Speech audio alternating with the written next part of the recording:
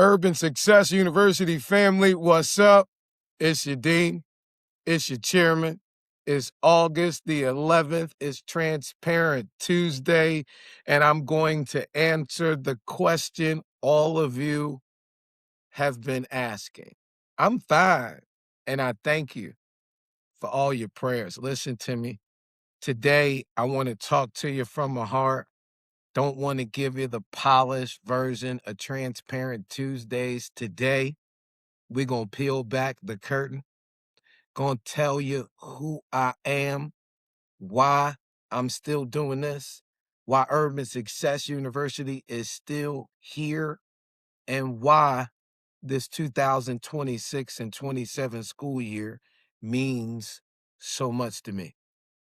You know, Sunday, Alan Waller came through and wrecked the Horizon Sanctuary of the historic Ebenezer Baptist Church. Now, y'all don't know, but you go to Urban Success University and you click on the mission statement and you see 2 years in to our Edith Scott Bagley campus of Urban Success University. You see me, Wilmington, Delaware, Chief Apostle Thomas Wesley Weeks, Captain Akil, Wilmington Police Department. You can't tell because he's not wearing his police uniform. He's representing the Mu'min, that's Islamic community of the city. All right, these are the two spiritual leaders. We at the Alternative High School, we're less than 2 days notice on an off day, and we're celebrating the students. Okay. And the principal is then the principal of Sarah Powell used to be the principal of Martin Luther King Jr. High School in West Oakland. And when we closing that clip out, we talking about this influential man of God who coached the wrestling team. We talking about Pastor Waller. Now, I only went to the 8th grade, never got to go to King High School. But I would have been a prophetic point guard at King High School. William Herbert Gray went with the Simon Grass. So inside of this spiritual fatherhood thing, it just,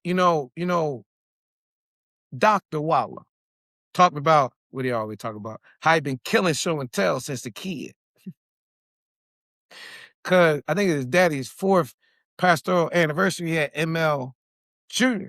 come preach. And so you got this picture with him, ML Jr. So boom, there you go right there. And so boom, that's just a little spiritual thing. And he wrecked it. I was thinking about the fact that John Vaughn, executive pastor of his Rising Sanctuary, is preaching on my 40-year anniversary. And I was digging in the text. I was in my flesh in the text. Oh, I finna get him. If you listen to my Instagram and Coach K Dicker, you hear me talking to Reverend Brisson, but I was finna get it.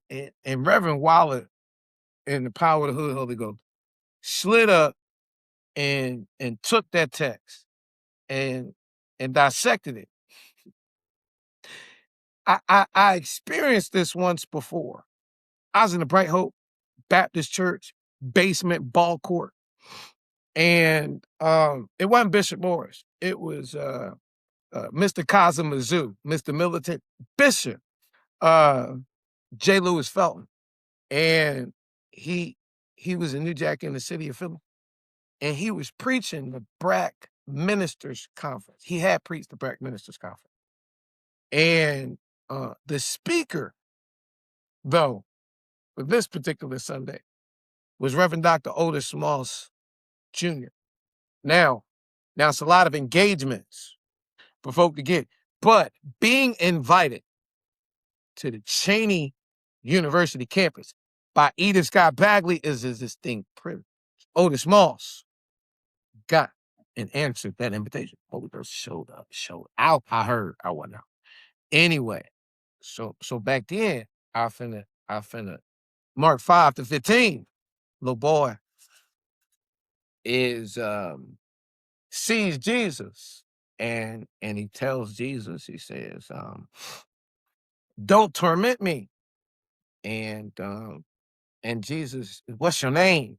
And he says, Legion. Now, some words, you know, we don't use in context. You don't use legion. Legion is a social, political, militaristic term, the modern day version of which is statistic. And so we talked about how a lot of our boys be called statistics. And this boy, Jesus calls the spirit out of him. And folk had been locking him up, shackling his hands and his feet, and nobody could contain him, on probation, young boy in the hood. And he came, got with Jesus, and then we get to Mark 15, and the same folk who talking crap about him seen him clothes in his right mind, and then they was afraid. Oh, there's afraid of who you become when you what? I thought I was talking about something.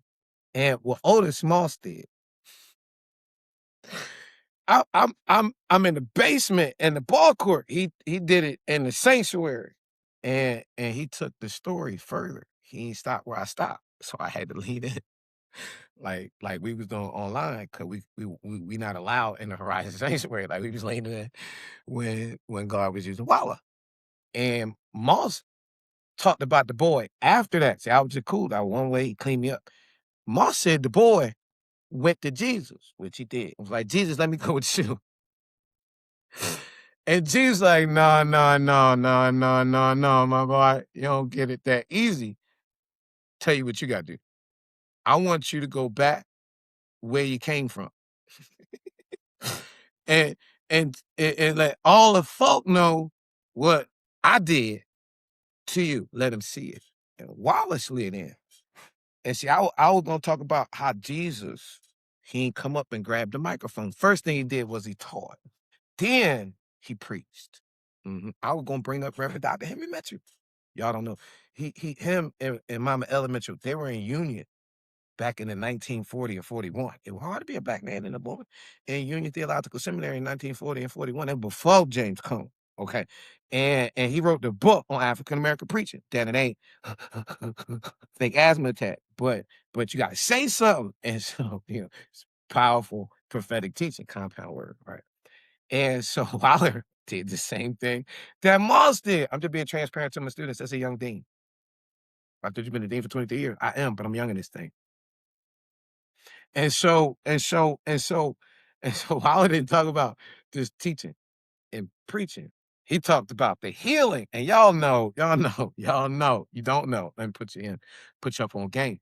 See, last time Martin Luther King Jr. touched the text, he talked about the Good Samaritan and how the lazy Levite and how the public relations priest seen the kids, seen the poor, seen the homeless, seen the least of these.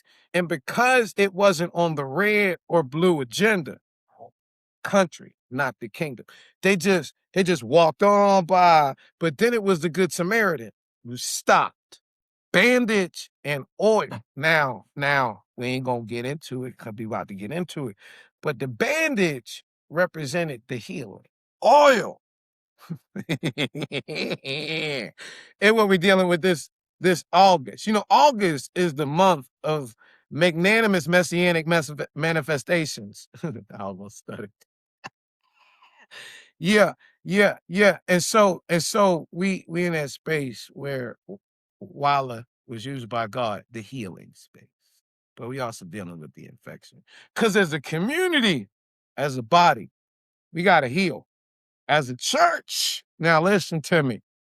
I'm gonna talk about it. The church is not a building. Ecclesia, the ecclesia, the called out. Come on out from. Well, we got phone out. Come on out. Were you outside anyway? Come on out from amongst them. Yeah. I'm peeling back the curtain. I woke up, Sunday, while erectors. Yesterday, the Blessed Reverend Dr. Silly, that lunch they'd be having with his general, that's American Baptist Church's general of missions and education. This is a mission. And so, yesterday, I woke up this morning with a newness. Woke up this morning with one thing in my spirit. Yoke Meister! We made it. You don't know what I'm talking about. Y'all call her Yoki. I was never introduced to who people in Atlanta referred to as Yolanda until January 1994. That's the Yokemeister, my prophetic big sister. Girl, we made it. Hey, listen to me. I know y'all used to the monetary or the monetization of her daddy Martin. When I say we made it, this team Yokemeister, it's our thing. That we you let me say it like this so everybody knows. You can't profit off the profit. You can't PROFIT off the PROPHET. Oh, somebody tweet that. No, we're not on that platform. Somebody repost it on the Kingdom Marketplace. You're gonna understand that in a minute. One of the things that Yolanda made sure that I did the Tuesday after her father's Monday holiday is teach his sermon, which many people call his eulogy, the drum major instinct. In it, he doesn't say, quote me. He prioritizes with his granddaughter, Martin III, not our founder. That's Yoki 1.0. I'm talking about Yoki 2.0. Yolanda Denise King is the founder of Urban Success University. Yolanda Renee King, her namesake, that's her niece. Okay? That's Martin III daughter. You know what she's doing? She ain't raising $100 million for Martin Luther King Jr. 100th birthday. She's not trying to PROFIT off her grandfather, the PROPHET. She ain't doing that. She doing what her granddaddy did, doing what her grandmama sure enough did. Okay. First time we celebrated her grandmama making sure y'all do it, January 17th, 1994. You got to put into perspective what Yolanda wants y'all to understand about her daddy's holiday. That's the first time in American history we took a day off. We take a day off for white men all fucking day. But when we get to Martin Luther King Jr. birthday, his holiday on January 18th, 17th, 1994, it's the first time in this American history we take the day off and we serve. Not to kick some colonizer ass for what the fuck they did, but we get off our keister and we do something for somebody else. That's what ML talked about in the Drum Major Instinct. He said, listen, he didn't talk about himself. He talked about Jesus. If you want to be great, wonderful. If you want to be recognized, wonderful. But make sure you serve. So when I say we made it, I don't mean we got rich. That's sure enough ain't happened. We could have, but we refused to sell out. I don't mean everything went according to plan. I don't mean everybody who started with us stayed with us. I don't mean, well, y'all can tell we ain't get the building. Obviously, we ain't get the big corporate sponsor. Obviously, you don't see no churches carrying us. You don't see no institutions protecting us. When I say we made it, I mean we survived the assignment long enough to really see what God was building outside the building. See, y'all, this hit me a little bit different this year. We closing out. Well, we got 20 days. Sully give me the little license piece of paper. Little boy. August 86. 30th to be exact. I want to preach a little sermon. My birthday, my 8th birthday was Monday, the 31st. I preached a sermon on the 30th. I ain't know. I just know I got to go on the big desk instead of little desk. He didn't give me a little paper. Oh, what this is? Where the bike at, Negro? The paper, cool. Where the Diamondback mongoose at with the pegs? That's what I'm looking for. I'm just saying, 8-year-old little boy. 40 years ago. And so, put that to the side. Cause that celebration, Atlanta campus went to school beginning of last week. Philly don't go to school until the beginning of next week or the week after next. Okay. So we get to August 30th. That's technically the celebration opening of the full 2026-27 Urban Success University school year. This the school year where we commemorate 20 years since the final public performance, 2007 King Holiday, and life celebration of our founder, my kingdom big sister, the Yokemeister, Yolanda, Denise, Scott King. You gotta put this Scott because it's like it's a superpower. Them Scott women. I'm talking about service. And listen to me. Outside of everything we've been through, I want to make an announcement. The new USU, we right here.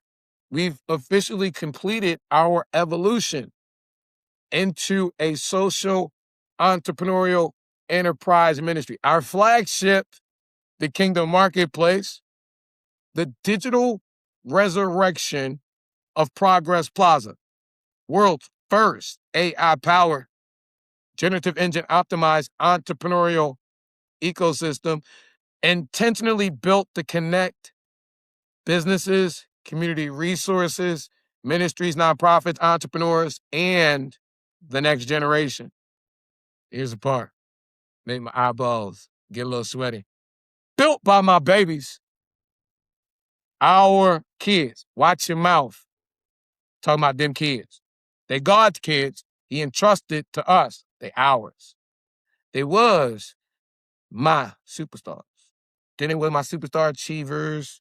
Thank God we out the baddie with brains face.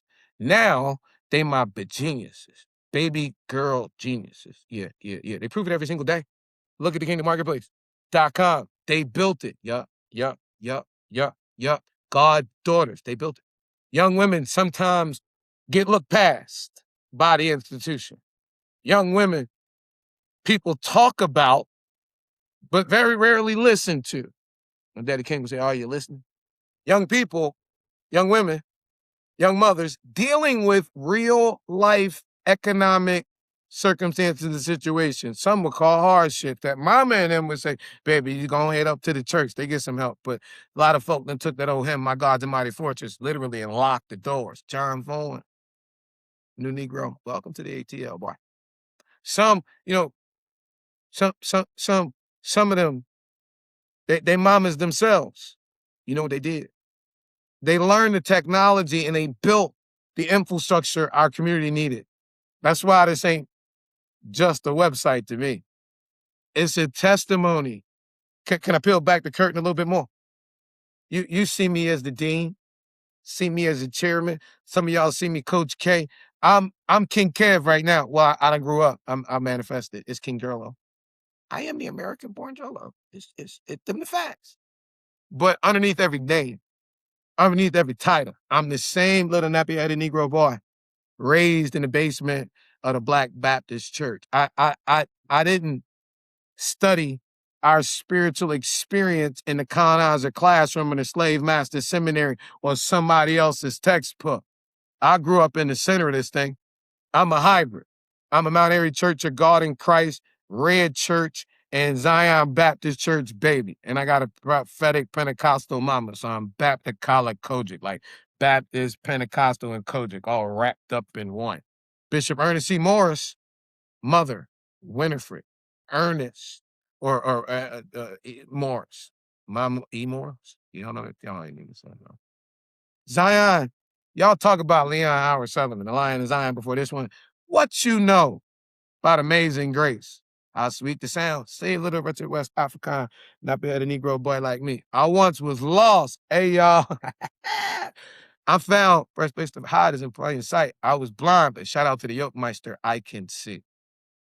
That's why I started prophetic point guard at a Bright Hope Baptist Church ball court. Yeah, I had Herbie, William Herbert Gray III. Put that to the side. All right, y'all niggas know about the Dash. Andrea Dash Gray. Forget about that. You know about Mama Marion, Auntie Marion, Marion Grace Segundi. HU, you know. I ain't talking about operation room ethics. Well, I am, but I'm talking about them in the sacred slums, in our streets, in our neighborhoods, in our communities, in our schools. I'm not talking about the way she held physical doctors accountable. I'm talking to the reverend doctors and how she held them accountable. That would raise me. And Sully taught me about the entrepreneurial Jesus, and Herbie taught me to put the prophetic above politics. But when it came time for me to learn shepherding, that's when I got Mr. Chicago, Jersey Joe, Reverend Dr. Joseph Lawrence Roberts, the man who got the pastoral mantle from Daddy King. Ebenezer being Lithonia somewhere next to New Birth wasn't for Joe, used by God to build the horizon. Sanctuary intentionally, as Andrew the architect, looked like an African hut. You know why? Old principal mama and them used to give us what they used to tell little black babies to go. No matter what you do to mess up, keep coming back to the throne of God. Little black boys, little black girls in urban communities everywhere. No matter where you at, you play this game. Catch a girl, get a girl. Love daring play that. Freeze tag. You know what you got? Home base. Not what little African hut is. 66 years ago when black babies was running around and they had nowhere to go and they stood up by sitting down. Daddy King sent his young buck out there. He's still with us now. Reverend Dr. Albert Brinson, the blessed Reverend, we call him Reverend Silly Brinson, get out there and get them kids. It was March 7th to March 15th to be exact. The Ebenezer Youth Organization wrote the Appeal for Human Rights. They published in a bunch of newspapers, became the Atlanta student movement that birthed what we know as the civil rights movement. Yes, the adults in political positions were doing something, but it was the kids who made it happen. Let me rewind the videotape. Can we go back to 63 when my grandfather, Samuel William Boynton, died inside of Selma? Let me bring up Mr. Anderson, okay, Lloyd Anderson, because when my grandfather died, he did so much work in the community. They were scared to have his funeral in the church. Reverend Anderson was like, look, I'm having it on the steps. And the folk came, the adults, and when Reverend Sergeant Clark came when Reverend Anderson was preaching, like we got David Dunjay at the National Park Service, the one that John Vaughn sent when we was outside preaching. The Sergeant Clark of our generation came, he took all the tags of all the adults, and it became the first mass meeting. What we see, the first mass meeting of the movement of Selma, sparked by the kids. First meeting of the civil rights movement in Atlanta, sparked by the kids. You know what the commonality is? The kids. At some point, we can't sit down and say it's the kids' problem. We got to sit down and say we must have got out of touch with us. Because they're not them kids, they our kids. And I'm not necessarily talking to the politician. I'm not necessarily talking to the nonprofit leader. I'm talking to Black church pastors, those that understand what it means to be a father of the fatherless. That means that if you've been in a particular point and position by God in a community, and 20 years later, the kids is buck wild and you have no connection to them, you failed. You did what Martin Luther King Jr. talked about. You provided us an example of a dead, dry, do nothing religion. It needed new blood because our children are not the problem. They're God's signal. That's what I learned from our fathers. That's what I learned from our mothers. That's what I grew up watching. If you train up a child in the way they should go, when they're older, they can't depart. I grew up watching our prophetic parents, people who believe ministry had to do more than sound good on Sunday morning. If people were hungry, you got to feed them. They need jobs, you got to create opportunity. Their business locked out, you got to kick open some doors and build some businesses. And if the children in trouble, go get the kids. They are our future. I mean, otherwise, we do what Jesus talked about in John 10 when he talked about the hireling, the ones y'all hired. They see the wolf coming and turn their back because they don't give a frick about the kids. Not me. I'm the good shepherd. Lay down my life, pick it back up. You know why? It's the order I got from my fathers. Go get the kids. I can't tell you about the colonizer classroom and the slave master seminary. I can tell you what I know about our African prophetic tradition, our communal tradition. At the center of it is the kids. What you want from me? That's who I am. That's why I am the way I am. Let me go deeper. It's a lot of people talking about them kids today. You know what? I heard that my whole life. Them kids don't listen. Them kids don't care. Them kids different. You know what? You're right. They different. Every generation is. Get over it. Want to know what the difference is? A lot of people talking bad about today's youth haven't spent enough time with today's youth in order to be able to understand them. I have. I'm one of them. Spent my whole life in the trenches with them. Fact check me. I got the receipts. After our mama started sending, The original mamas. The ones that founded the National Political Congress of Black Women. Shirley Chisholm. That was January 05. Cynthia Dolores Nodis Tucker, October 05. Rosa Louise Macaulay Parks, October 05. Coretta Scott King, January 06. That's the beginning of our mamas ascending. Y'all want a text? I ain't give y'all a text. Let me give y'all a text. I'm probably gonna be in Genesis. We're gonna go all the way back. Like, good googly moo. I'm talking about our mamas. They're like, baby, you better touch the text. Yes, ma'am. Yes, ma'am. Yes, ma'am. Let's jump in. How about Genesis? Can we jump into 28th chapter? No. Let's go back. How about Genesis 28? 10th chapter. Jacob, after the blessing, after the birthright, lays down and guess what? He has a dream. I'm just living the dream, like Yolanda taught us to. If you don't know, that's her framework, living the dream. And so Jacob goes out, gets the birthright, gets the blessing, and he lays down and he has this conversation with God. The angels of God, the Bible declares that when you entertain certain folk, they be angels of God. You're talking about Black women, sure enough, talking about our mamas. And so the angels, they ascending and descending. And Jacob having this conversation with God. And God said, just like I was with your fathers and your grandfathers, boy, I got your back. I'm on your side. And Jacob wakes up and he pours oil. He acknowledges God is speaking, and he gets to our focal point. Genesis the 28th chapter and the 20th verse. Then Jacob makes a vow. Now, first off, he just acknowledged God is speaking. He just poured oil on the rock. All right. Let me back up. I'm gonna back up to 17. And Jacob, 16. And Jacob awoke out of his sleep. And he said, surely the Lord is in this place, and I knew it not. And he was afraid, and he said, how dreadful is this place? This is none other than the house of God, and this is the gate of heaven. And Jacob arose in the morning, verse 18, and he took a stone and he put his head on it for a pillow, and he set up a pillar and he poured oil on it. Boom, boom, boom, y'all got. And he called the name of this place Bethel, but the name of the city was called Luz at first. And Jacob vowed a vow, saying, if God be with me and keep me in this way that I go, here it is, and give me bread enough to eat and raiment enough to put on, and so that I come once again to my father's house in peace. Then, don't miss it. Then the Lord shall be my God. Now, wait a minute. You mean you chasing the money, chasing the influence, chasing the material trappings of success? Whoa.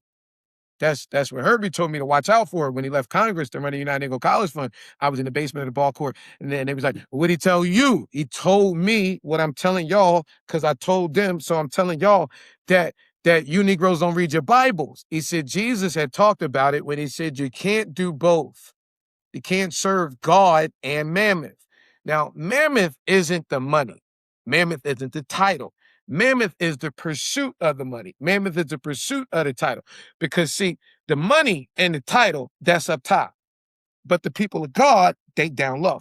So if you take the word of God, like right here, and he says spit it in midair, it's God's word. It can be interpreted from a myriad of different perspectives. Black folk, white folk, orange yellow stripes, green pink polka dots, folk with the stuff on top, folk at the bottom. Now, typically, the folk on the top, because they on top, when they reading the word of God, they're reading it to justify their position.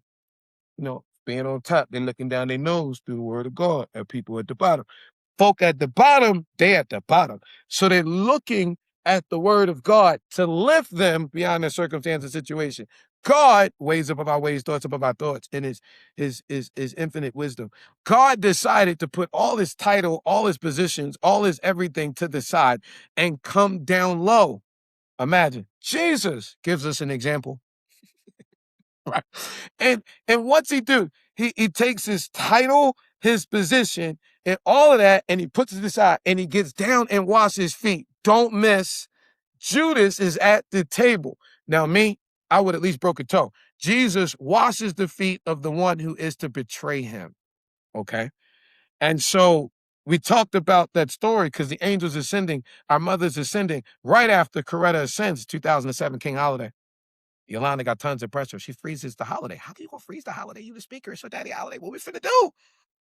I ain't going behind the wall like that. Okay, I guess I am now. And her last public performance. Then, questionable circumstances, May, she shuts her eyes. August, we open up the Coretta Scott Young Women's Leadership Academy. April, I get sent by our mamas. They're called Price's Academy. They're called the Fulton County Young Women's Leadership Academy. They did the 6th grade. Okay. Let me insert. My brother, Kenneth Jerome, was murdered in between Coretta first and second stroke. Okay. I'm not KJ. I'm KK. But, anyway. So I'm bothered because my brother got murdered. Mama's like, you gotta, what about you? Go up, introduce Yogi. Then I lose Yolanda. Now I got the girl walking into Coretta Scott, and they changed my life. I'm Dean K. Who you talking to? You Dean K, ain't you? I guess I am. Okay, my boys over there, Best Academy. What? I'm giving receipts now. 2009. We took Success Fatigues. Okay. This curriculum right here. All right. I've been expanding it ever since.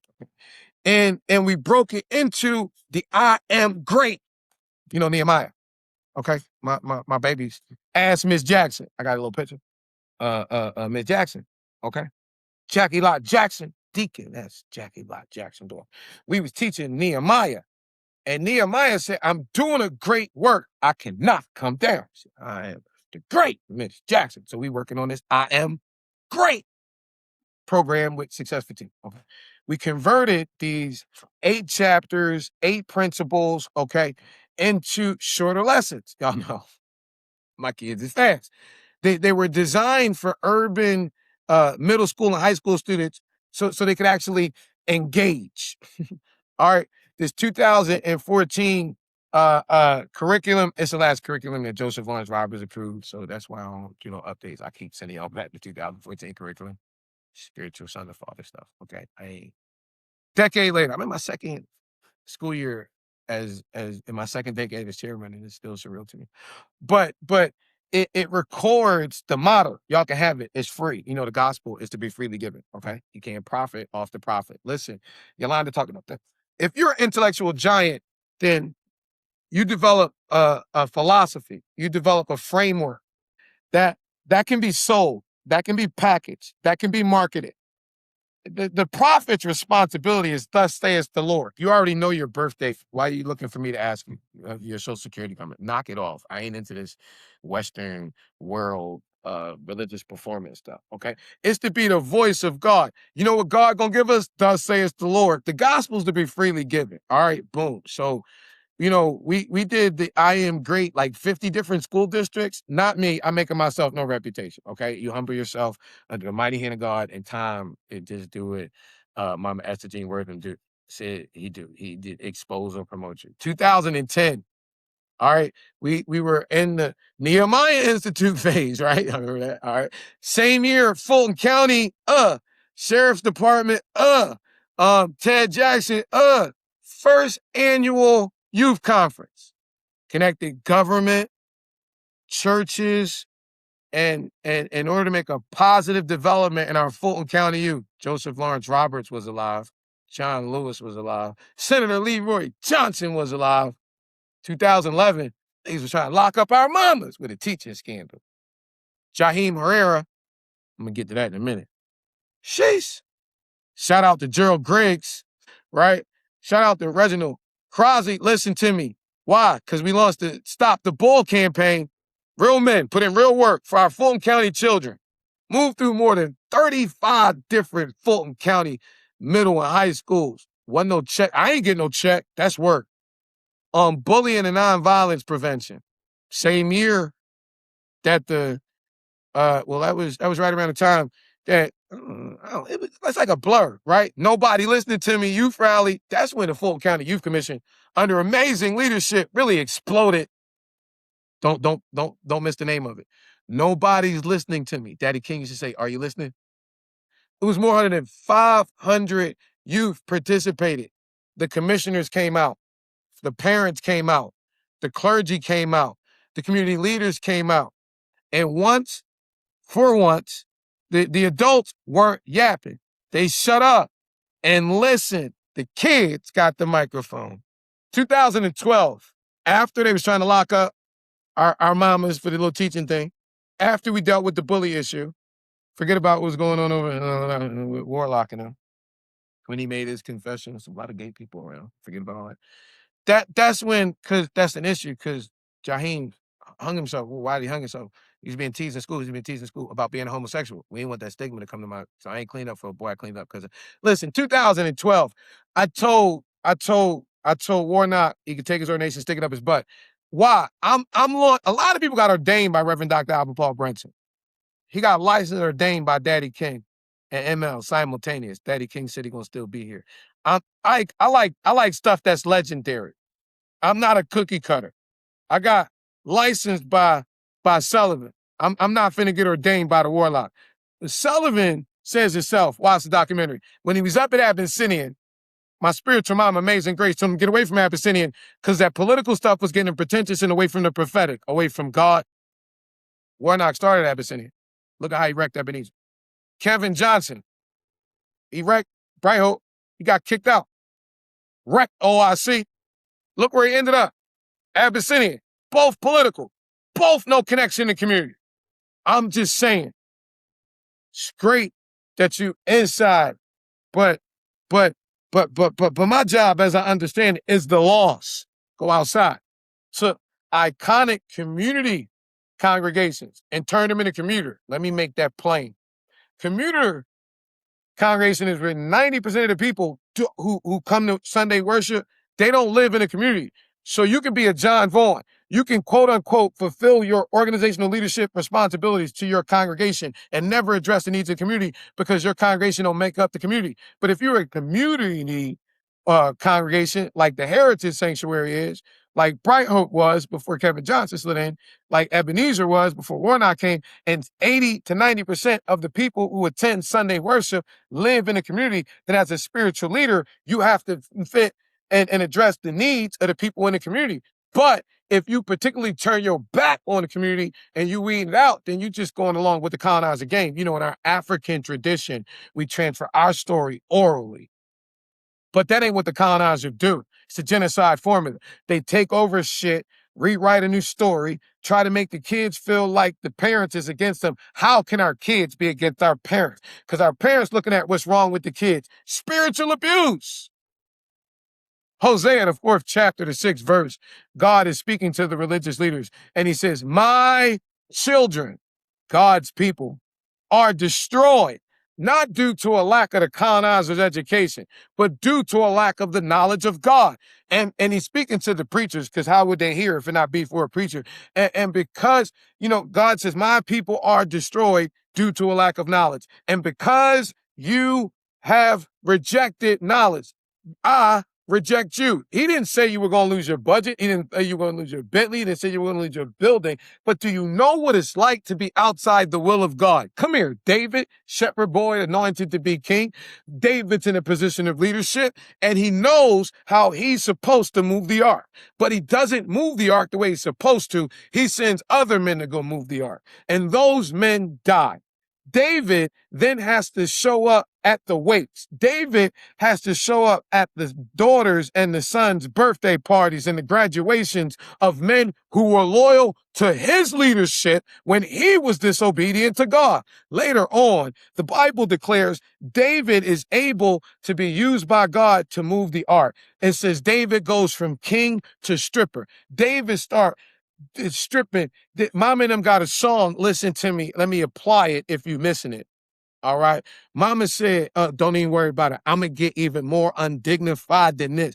David, why you out there shaking the kingly package? I'm dancing for the Lord. Do you understand what I'm telling you the way I'm telling you? And so now, a lot of people, they got to be ordained by Reverend Dr. Albert Paul Brenton, former Associate Secretary General, American Baptist Churches, USA, Laddie King's last living member of the ministerial team. This man shared a back porch with Master Chief William Goins for 30 years. The first Black Navy SEAL in American freaking history. Pastor Bank Street. How many of our SEALs in 003? This is a man who prayed over our illest warriors, when they went off to foreign lands and fought battles, never knowing if they would come home, but they took solace in knowing that that man of God, Reverend Dr. Alvin Ball Brenton, the blessed Reverend Silly, was praying over their wives and their children and their grandmamas, the women, their husbands, and not knowing if they would able to come home. It's just a job, but they knew their folks, don't miss it, were covenantally covered. 2012, I got the privilege of marching 1,000 Black babies, our Fulton County children, from Booker T. Washington High School, alma mater of ML, where Reverend Brenton Mama taught, down MLK, past the Richard Russell Building, over to the Georgia Gold Dome, where I'm holding a bullhorn for Naomi Barber King, where she said, I feel the spirit of my beloved Boaz, them Daddy King boys. Daddy King wasn't a hoe. He be preaching with that 45. I'm talking about that. You know what I mean? No formal theological training. Never went to the colonizer classroom in the slave master seminary. Gangster of the community. Before he had that hood Holy Ghost transformation. Oh, that's that gangster of the gospel. Yeah. Now, ML will give you a sermon. AD, he fuck you up about them kids. Just what it is. And so when Naomi, in the video in front of the Georgia Gold Dome, we done marched 1,000 Black kids. Some folk in the car, I took every step with my babies. You know, it's the song. My ministry saying, order this step in your word, dear. Lead me, guide me every single day. Send your anointing. Father, I pray, order my steps in your word. Yeah. I feel the spirit of my beloved Boaz. You know, I'm finna be at y'all about them babies. 2014. Look at it. After Herbie shut his eyes, last assignment Joseph Lawrence Roberts gave me was the United Nations decade-long celebration of people of African descent. One sent me in middle schools and high schools, sent me into elementary. He sent me to go talk to pre-K kids. Y'all see him? Mr. KJ. They're my 11th graders now. I ain't playing. They're my grand students. Listen to me. I ain't going. They're going to Fulton County 2011 endorsement letter. It ain't go to the King Center. It went to me for that work we're putting in for the county, and I baby look my whole curriculum. I ain't finna go through it. So you can get it for free. I know gospel will be freely given. Entrepreneurship, business plans, leadership, goal setting, web technology, optimization, customer relationship management, helping young people understand how information turns into economic value. So miss me with the buffoonery talking about our kids can't learn technology. I know better. I watched them do it. And see, that's where the Yokemeister comes back into play. Because Yolanda understood something about our youth. She would oftentimes say, a dream that isn't dramatized can't be felt in the hearts of our children. If not felt, it can't be carried. Y'all, let me put y'all on lingo. You ever hear talking about, I'm not feeling that. Nobody say nothing was wrong with Bernice put together, but the kid's not feeling that. Yolanda understood, or what Yolanda understood, is that our young people can't simply inherit history. They got to inherit the tools of creative artistic expression. They got to inherit the relationships. They got to inherit the deposited wisdom of our elders. They got to inherit Christ-centered leadership. They got to inherit an economic understanding. They got to inherit applied faith. They got to inherit a true understanding and entrepreneurship and practical entrepreneurship education. They got to inherit technology. And most importantly, they have to inherit and be taught how to fine tune a sense of purpose. Edith Scott Bagley would call it a sense of self-efficacy. You know, she's that big language. You know, their belief in themselves. That's what Urban University was birthed for, and that's what we've become. The community has become the classroom. Business is the case study, and the elders, you're our living textbook for the next generation. And our young people, they didn't just sit down and take notes. They built something, y'all. After Yolanda died, guess what? We could have stopped. Sure enough, it's Transparent Tuesdays. It was some days I wanted to. There were some seasons where God gave us way more vision and money, way more children and resources, way more need than staff. Matter of fact, that's kind of the norm for us. Way more assignment than infrastructure. But what was I, being me, supposed to do? I don't have the luxury of locking my office door. I don't have the luxury of not answering the phone. My kids can touch me. What I'm supposed to tell the kids? Sorry, y'all, the administration changed. Sorry, y'all, the money dried up. Sorry, y'all, our mom has died. Nah, my boy. Devil's a liar. So we kept going because we had no choice. That's how we ended up in the paper business directory era. I ain't never want to get in no friggin'. Y'all want the tea? Listen to me. Yolanda died. I'm talking to William Herbert Gray. I'm talking to Joseph Lawrence Roberts about how these friggin' weirdos done cut the money off. Upcoming school year, they telling me about social entrepreneurship. Well, you gotta figure it out. Sully taught you, didn't he? Gave you Bill, brother Bill. Well, you need to build, little brother Bill. It was Sully who gave me the idea. It was Herbie and Joe who introduced me to Craig Kelly, the printing press owner. That's how we got in the directory business in the first place. And from 2007, when Yolanda shut her eyes to COVID, we did 403 church and community business directory, literally representing over 48,000 Christian business owners in Georgia, where it matters, because my Georgia directories were done before the fight, done before between 2007 and 2015, from the time that Joseph Lawrence Roberts, Mr. Chicago, Jersey Joe, and Yolanda ascended. We did 46 of them, registered over 8,200 folks. All right, over 500 folk at New Birth, over 500 folk at Elizabeth, over friggin' 400 folk at House of Hope, like 300 folk at Impact. Listen to me. Back then, business was brick and mortar. So paper was the technology, y'all. The assignment was never a directory. The assignment was connecting our entrepreneurs across the churches, across and beyond the congregational and denominational lines, across the cities, across the neighborhoods. And then, don't miss it, we in the churches doing the directories, we in the high schools and the middle schools, and then to connect all of us intergenerationally. Then guess what? COVID. Who controls but God?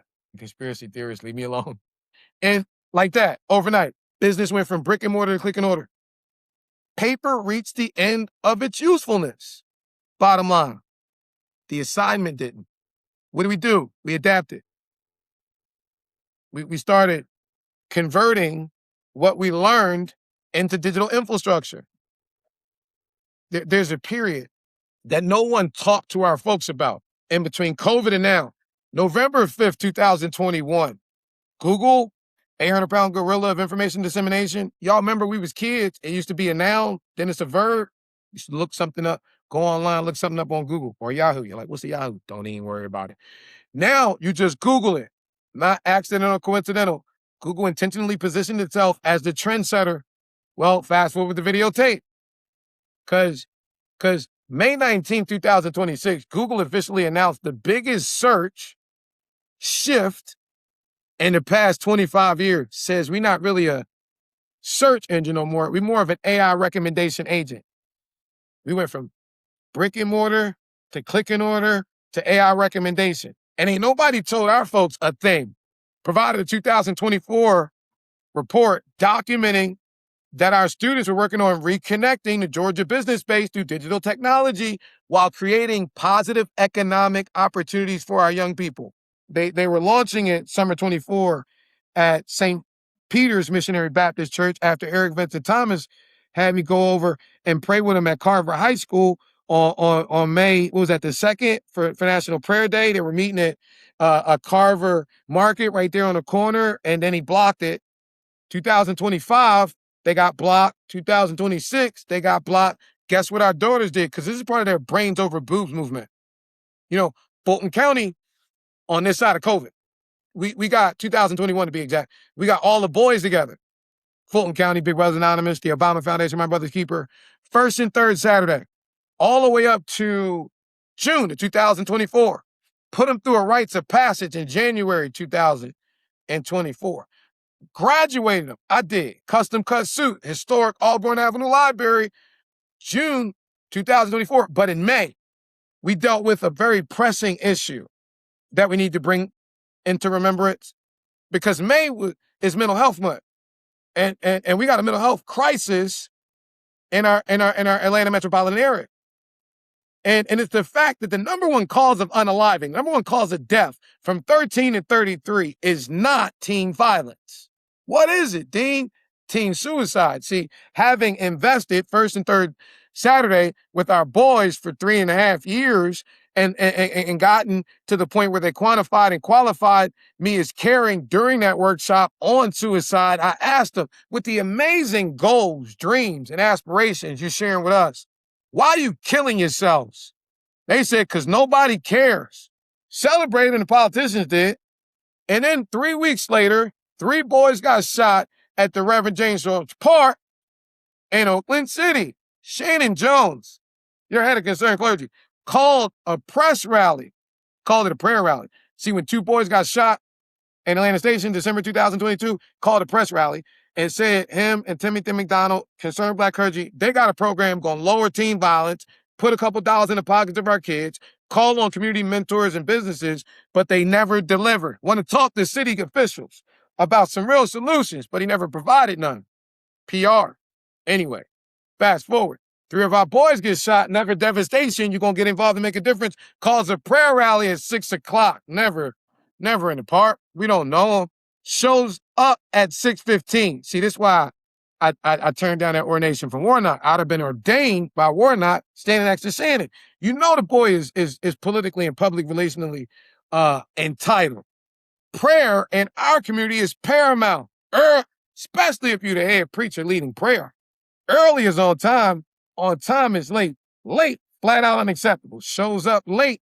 Got his fat little boy Luther Vandross Fearless 1000 parked up there and sees no presses there. Y'all see it on tape. Rolls in the park, rolls down the window, say K with his pop, Morris Jones. Don't make me get out the car. F you up. What? Nigga, I thought you were coming to pray. Well, we're going to see about that when you get out to pray. Didn't pray, rolled up the window and rolled off. That was because 3 weeks later, him and Eric Venton Thomas were welcoming the new superintendent. What's your name? Eric Johnson to Atlanta Public Schools over at St. Peter's Missionary Baptist Church. See, Oakland City Park is here. Fitch Elementary is here. The school on the chopping block. We ministered in this custard to our boys who are the sons of our daughters. We walked into Coretta Scott in 2007. But I told you, Jesus talked about them hirelings, the one you hired, that see the wolf coming, don't care, turn their book and walk. See, I'm separating them from the mayor's office because, Andre got the executive evangelist, and I ain't talking about Mayor Dickens. I don't know that name. I'm talking about Deacon Dre, the one that Cameron Alexander kicked out with Stephen and told him to go do some work outside. Deacon Dre. Politician need a mayor. When the boys was getting together, still prioritize connecting with them to take them fishing. I ain't never seen your black senator pop up. I ain't never seen Shannon Jones pop up. I ain't never seen. Why you doing it like that? So our boys can look and see everybody ain't the same. Some people care. 2010 ecumenical service, Reverend Dr. Cameron Alexander walked up. He said, listen, when it touched the dust, he said, I used to be the young buck, because back then it was 12 preachers that used to get together with Martin Luther King Jr. and Coretta on a Sunday night fellowship. Back then, the only 2 alive was Joseph Lowry. Everybody know Joe Lowry because he got his name signed on a Delta jet. And Cameron Alexander, Pastor Antioch over there. Okay. And so Cameron Alexander said, I was the young buck. See, you talking about all that nonviolence, nigga, you smack me, I'm finna smack you back. He said, but I'm gonna tell you something that I want to bring forward that we need to remind them. So I'm gonna tell you y'all problem, our problem. He was talking to us intergenerational, talking about the wisdom of our elders. He said, see, we did all that we could do, and then that's all that we could do. We knew to leave enough room for God to show up. He said, y'all want to cross all the T's and dot all the I's, and when you cross all the T's and dot all the I's, you cut God out. We gotta, as we're doing right now, allowing God to move like God only moves. Hey man, it's Transparent Tuesday. It's the Dean. Welcome back. Yeah, and so our daughters in that spirit, when everybody turn their back on them, when they're, it's $150 for the McDowell LLC, and the Georgia Secretary of State, it's $100 little seat in their business bank account. We got this. It's these little steps they go through to establish their corporate footprint, get some business funding. They got an LLC. But our daughters in Atlanta Metro, but based on the lack of housing, based on the economic crisis, based on we spend money for our boys, we ain't dress our girls. They spending $250 for a stripping license from Atlanta Police Department, the County Police Department. They launched something called Brains Over Boobs. Why? They the Yokemeister students. It's a difference, y'all, between morality and survival. Okay? So you look down your nose at my babies, because you don't know. I raised them. Big ass baby. She grown, but she a baby. So all you niggas might looking at me. Watch it. Watch it. I feel about mine the way Daddy King did. You better play over there. Don't you play with mine. I'm about to call Kojic. I might touch you on your chin and stay your forehead. What's wrong with him? He just laying in his spirit. He gotta come to himself. What you do to him? Then I just prayed on him, just lay hands on him. Anyway, I don't play by my babies, and they know I don't play by them. Anyway, that's the difference between survival. Survival says you got to do what you got to do. Our daughters wouldn't have to do what they being forced to do by the over-sexualized culture and the social media pressure if we patronized them, if we took something from the past and brought a future. You know, that's the mission and the vision. I'm going to tell you what our daughters did. They didn't bend over and bust it open. They didn't do something strange for a little piece of change when the spiritual leaders, those in positions of authority, those who fundraise millions of dollars on our children but never been raising our children, you know what our daughters kept doing? They kept learning. When Willie Watkins got a diamond profile after Keyshawn died and we were looking for morning services, he took advantage of them, got their digital deliverable, didn't pay their bill, then blocked them over at Elizabeth. You know why I heard them so much? All they know, since they know Esther Jean Wortham, is wow, wow, wow, wow, wow, wow, wow. Say it backwards. Wow! Ferris ain't do that. No, that's what a real father does. A real uncle. Boy ain't got no backbone to clean that shit up. Everybody know Isaac a fuck boy. Real men stand in front of their women and take the shots. That's what I was taught a lightning rod did. Y'all know I'm Amazing Grace's lightning rod. The lightning rod don't cause the storm, y'all. Let me remind you. Lightning rod just sits a little bit higher than the storm and gets hit, right? Gets fried in order to what? In order to ground the power storm and redirect it so it don't do what? So it don't hit the house. I mean, we'll never get down there because they locked it up. But if you go in the basement of the Heritage Sanctuary, the historic Ebenezer Baptist Church, they got what we've been preaching for the past 2 years, 3 years, coincidentally. You know, the first number completion is 3, second number completion is 4. When you add them, you get 7. When you multiply them, you get 12. It was young Samuel in the 7th chapter of 1 Samuel. And well, they all grown up then. 7th verse. The kids called Samuel, cried out to the Lord, and the Lord thundered, and the Philistines, the politicians, stumbled on themselves. And what did he do? Raise that rock, my Ebenezer. Our daughters, politicians stumbled on themselves, but our daughters, you know what they did? No, they did. They kept holding on to God's unchanging hand. They kept learning research, kept learning AI, kept learning content development, kept learning marketing, digital marketing, business development, digital positioning. I'm bragging on my babies like a real spiritual father should. Technology, and little by little, piece by piece, sometimes with nothing, broke laptops, cracked phones, they built the Kingdom Marketplace. I'm going to tell you why I'm doing it. So you call up the Leon Sullivan Trust in Philadelphia, speak to the chair of the board, Mabel Wellborn. She's tell you, you know, raised by Sully. Went through a period over there in Valley Forge. Came back running the Sullivan Trust. She said, you know, I didn't even know Sullivan put me in that position. Put her in a position to develop into the prophetic princess God allowed him to see her ass. Now she's running the Black Women Run the World. Listen to me. Gwendolyn Middlebrooks, 135th, 36th anniversary.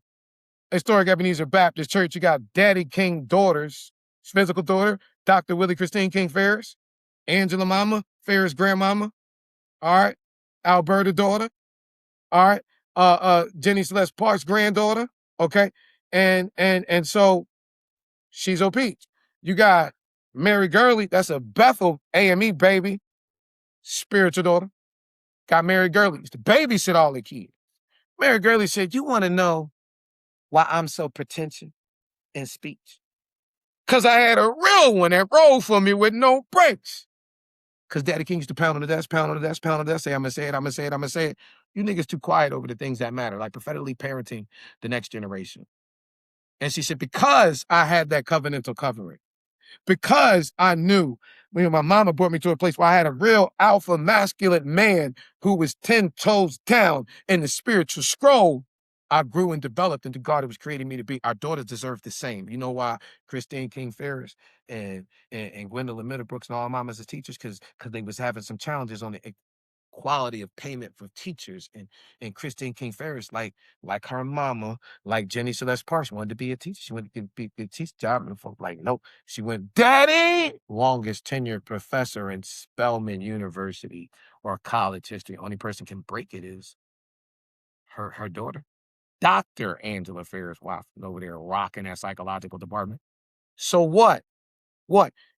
Even look at little boss baby Watkins, revolutionizing what her father did in the funeral industry, bringing it forward. Now look, it ain't about daughters. Some shit that is about men.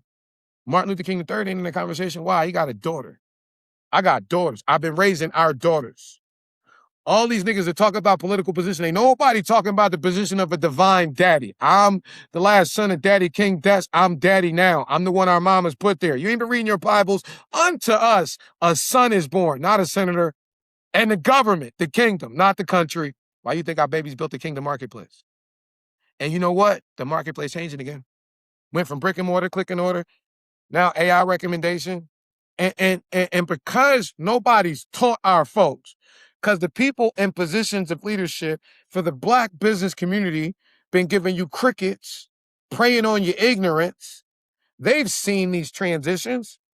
Everybody saw Donald Trump and Elon Musk in the White House in January of 2025. Everybody's seen the downsizing of American government, implementations and systems. Everybody's seen the big tech companies sucking and jiving. Everybody's seen the shift. I mean, how could you miss the beginning of third quarter, 2025? Donald Trump, it don't matter how you feel about him. It don't matter if you voted for him. He's the president of the United States. He sits at the most powerful desk in the world. He announced from it officially the United States AI Action Plan, announced that AI is the center of our economy. What do you see all the big companies doing? Shucking and jiving. What we go into next? The longest federal shutdown in American history. But you don't think they moving behind the scenes? When they let you out, right before Black Friday. Why is that? Cyber Monday. Why is that? Retail season. Fourth quarter is coming up again. We ain't gonna miss it this year. It's the largest retail season of the year. It don't matter if you Christian or not. You're gonna buy your kids some Christmas. Why? Because we in America. It's the capital of capitalism.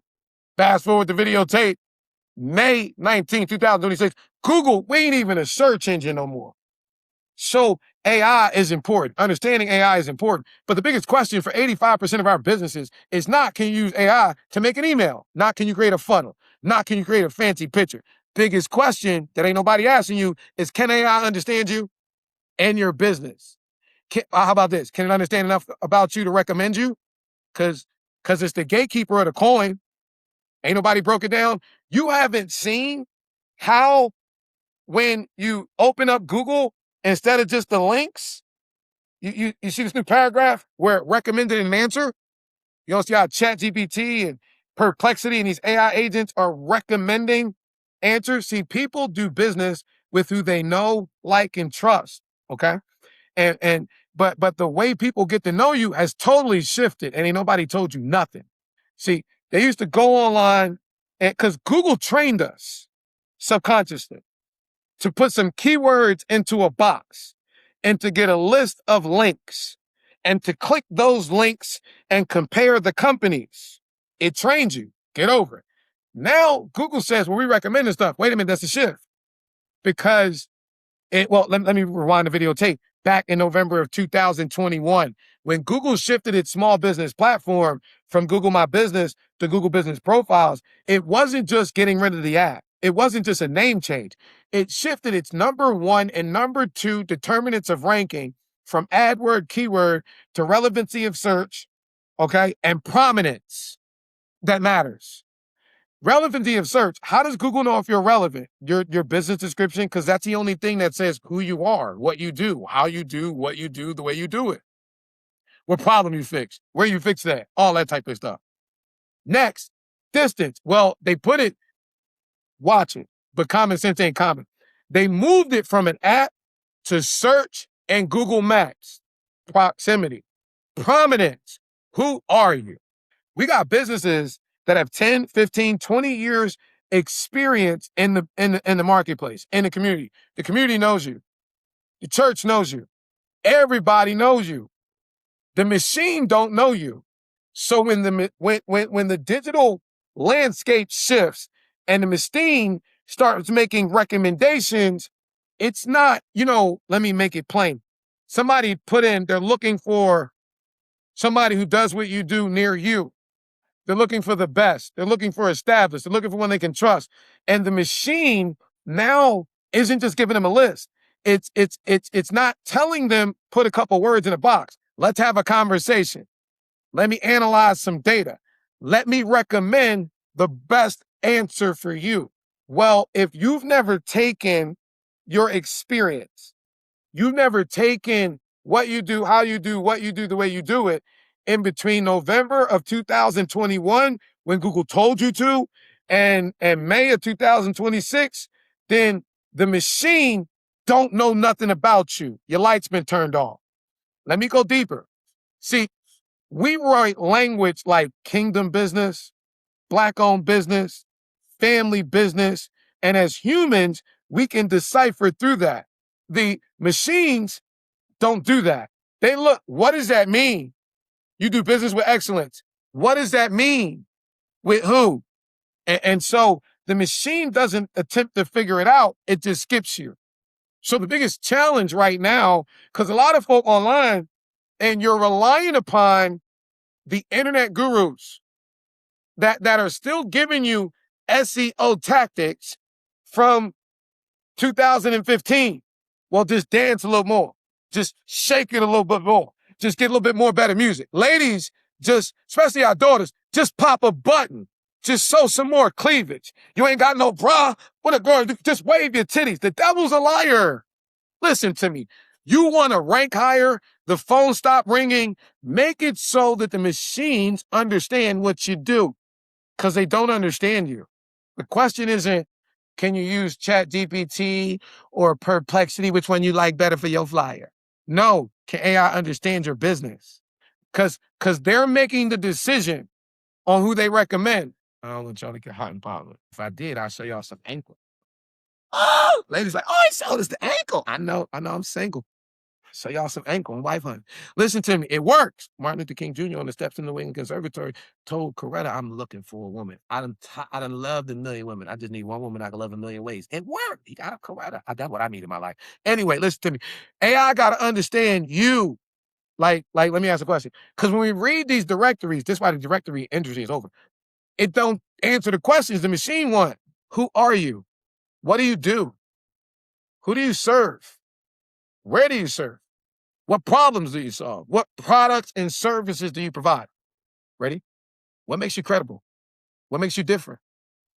Because if the digital world doesn't understand you, how can it consider you to recommend you? That's why what our daughters built, so amazing. AI smart matching.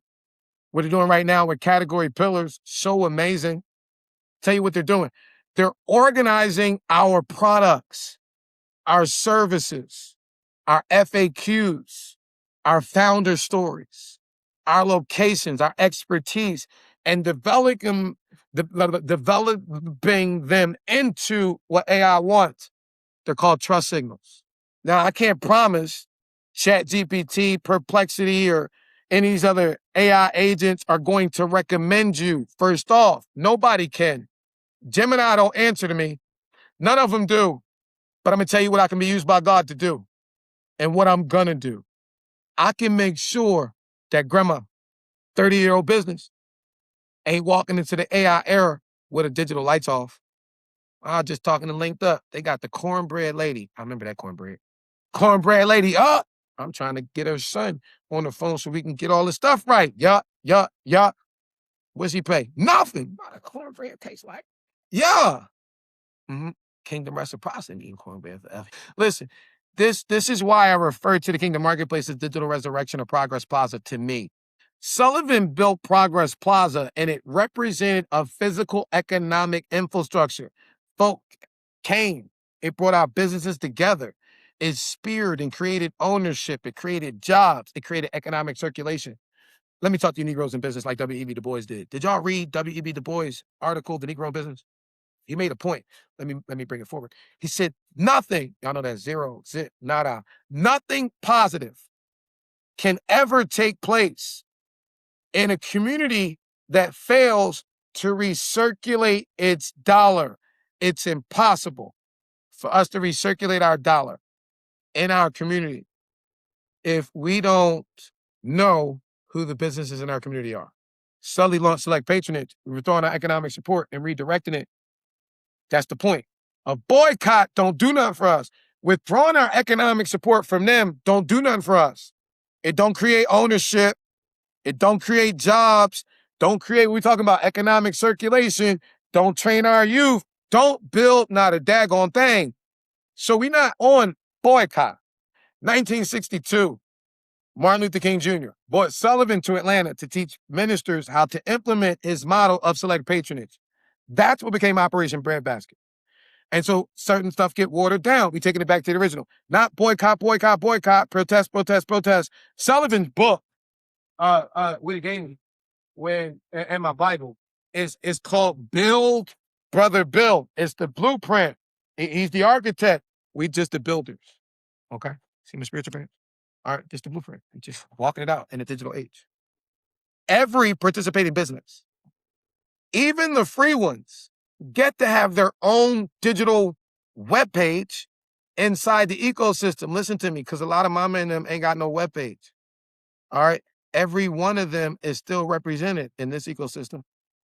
Every mompreneur represented, every church, every nonprofit, every neighborhood contractor, every caterer, every consultant, every barber, every young entrepreneur. Flick, they'll switch your digital lights on with an AI smart matching description that's AI readable. They love clusters, not standalone websites. You want to be a part of the Kingdom Marketplace. But here's what makes it extra special to me. Our daughters didn't just build it to learn about technology. I told you it's the cornerstone of the Brains Over Booze movement. They built it as a digital deliverable for the United Nations decade-long celebration of people of African descent, 2014 to 24. 3 principles: recognition of what previous generations had done. Justice, we still at it, fighting for the least of these. Development, building for future generations. They built something that their children's children, as our children, children, will be able to inherit. Instead of succumbing to the over-sexualized culture and the social media pressure attempting to objectify them. A method that is simplistic and duplicatable, not just for them to perpetuate income, that can grow from community to city to state to state, and can provide income for their peers to deal with this overwhelming issue. They didn't just learn technology. Now they're asking us to patronize them to use it for us. It's called Social Entrepreneurial Enterprise Ministry. That's the model. Instead of simply asking, would you donate to our girls? Our prophetic princesses, Mob Geniuses of Urban Success University, they've been taught to give our community something of value. Let them research your business. Write your real story. Structure your information in a way that the AI smart matching agents can understand. Adequately respecting the rules, create your content. Help the entrepreneur. Why? Because the elders got the practical business experience. Our babies came out the womb with these smartphones. How about we put them together? Then help your elders develop the digital asset they need, because their information is scattered all over the internet. This Facebook page, this website, this, that. And clarity is key, because clarity is credibility for the AI agents. Solve that problem for your community and then get paid. Now, our current Black Business Month back to school blitz. It's designed. Everybody get it for free. But you become a category pillar. Or above, you get some of that advanced implementation, generative engine optimized implementation, that AI readability. No, 100% of the proceeds go to our daughters, single mamas that are performing the work. Business gets built, babies get paid, students get experience, get to build their portfolio, and our entire friggin' community gets stronger. It's called kingdom reciprocity. And for me, I already told you, it's personal about my daughters. Now, brains over boobs, listen to me. It's not about shaming anybody.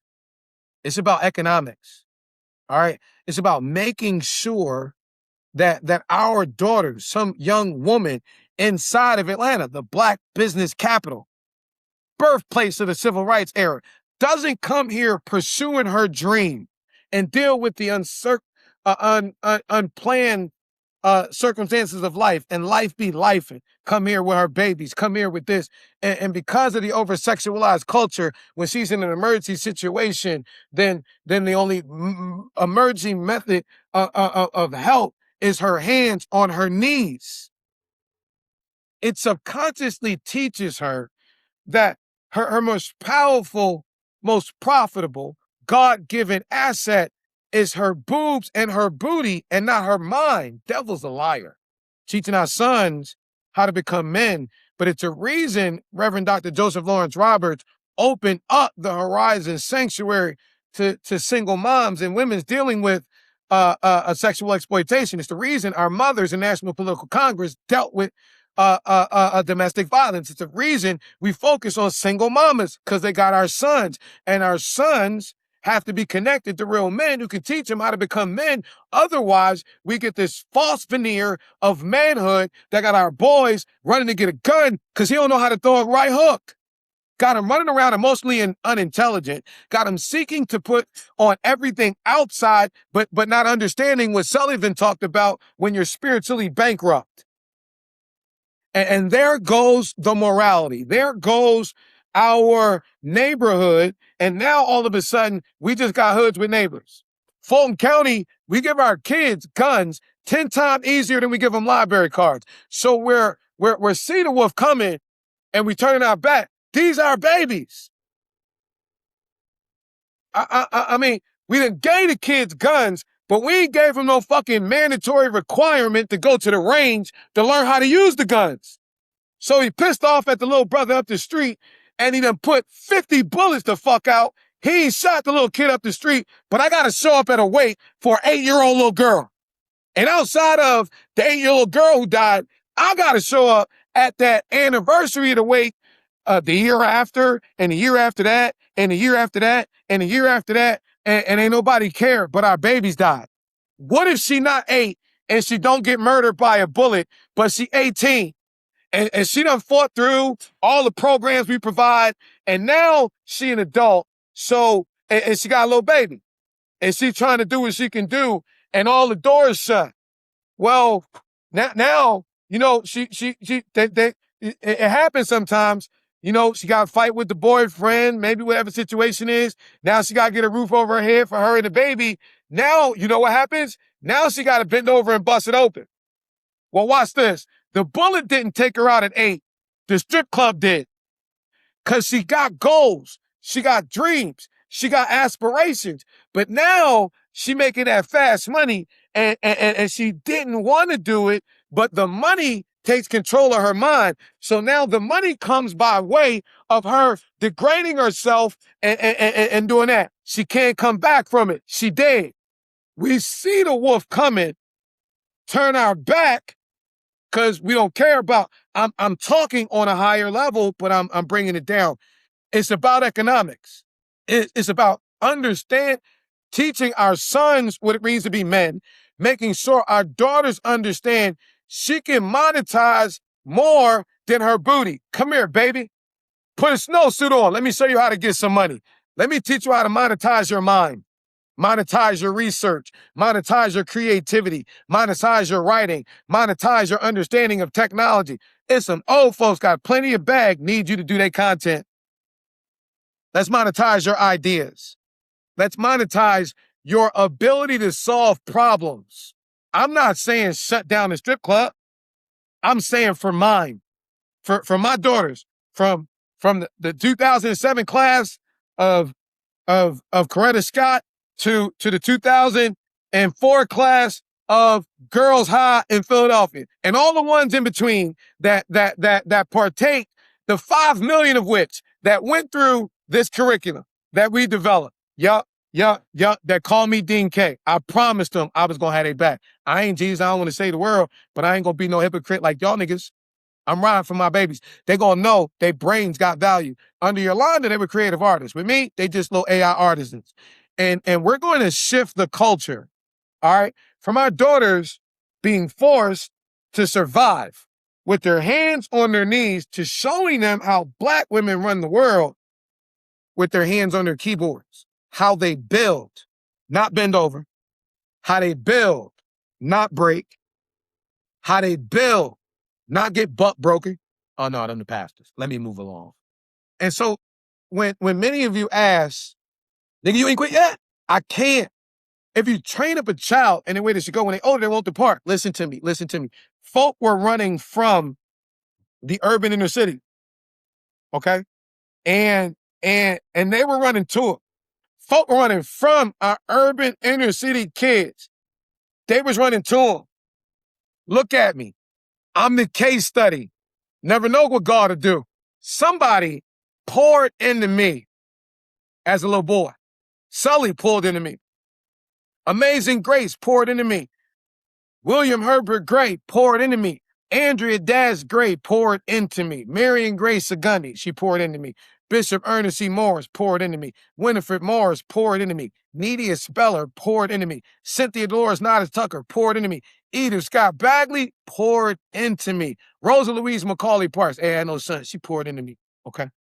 The Yolkmeister, listen, me and her got it in common. Our siblings, we love them. But prophetically, they ain't shit. She poured into me. She trusted me. Hey, man, it's 40 years later.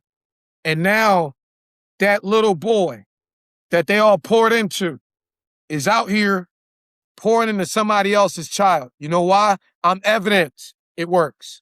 That's why I don't give up on the kids. I made some money in direct sales. Bought a condo. I live at 1555 Capilani Boulevard. I live at 1 Ala Moana Plaza, 96813. You know what I realized when I got away from everybody? I like Black women, natural ones. Atlanta, hey y'all. Texas, I'm probably coming to Texas. I like country women though. That's just me.